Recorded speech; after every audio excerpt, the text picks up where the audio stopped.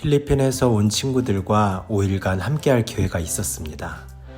지난 3, 4개월여 동안 공부했던 영어를 과연 잘 쓸 수 있을까 걱정도 되었지만 결과는 not bad였던 것 같습니다. 과연 저는 지난 3, 4개월 동안 공부했던 문장들을 모두 써먹었을까요?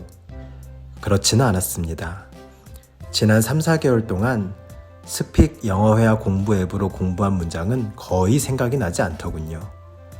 하지만 지난 시간들 동안 공부 연습했던 덕인지 그때그때 필요한 문장을 열심히 사용해서 의사소통을 했습니다. 확실히 영어회화 공부를 하기 전보다 자신감도 있고 또 발음도 좋았던 것 같아요. 배웠던 표현을 직접적으로 쓰지는 않았더라도 지난 시간들 동안 발음, 문장 구성 등에 공부했던 내용들이 나도 모르게 녹아져서 가능했던 것 같습니다. 사실 영어뿐 아니라 투자에 대한 공부도 마찬가지입니다.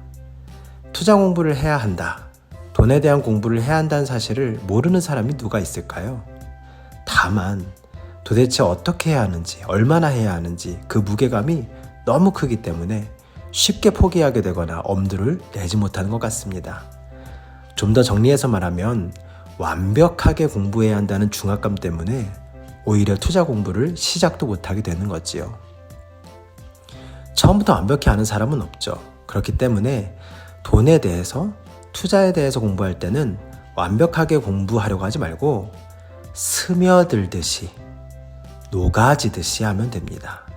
다시요. 스며들듯이, 녹아지듯이 하면 됩니다. 예를 들어 증권에 대해 공부한다고 해봅시다. 배당 성향, 퍼, 시총 등 다양한 어려운 용어들이 난무하는데 이 많은 용어들을 어떻게 공부하지? 하고 겁에 질려서 포기할 필요가 없습니다. 그냥 하나하나 공부해보고 유튜브 영상도 짧게 들어보고 인터넷 페이지도 검색해보는 거죠. 공부해도 까먹어버린다고요? 괜찮습니다. 겁에 질려서 아무 공부도 시작하지 않는 것보다 내가 현재 할 수 있는 작은 투자 공부를 매일 하는 것이 당장에는 눈에 보이는 큰 변화가 없어도 장기적으로는 그 모든 것이 녹아들어서 투자에 대한 확실한 관점을 형성시킬 테니까요. 내가 할 수 있겠다 싶은 작은 투자 공부를 계획하고 실천해 보세요. 예를 들어 하루에 5분 정도의 투자 관련 영상을 본다든지, 하루에 한 개의 기업에 대한 뉴스를 검색한다든지, 투자에 대한 책을 5페이지 정도 읽는다든지, 그렇게 시작하면 무리가 없고 지속할 수 있습니다.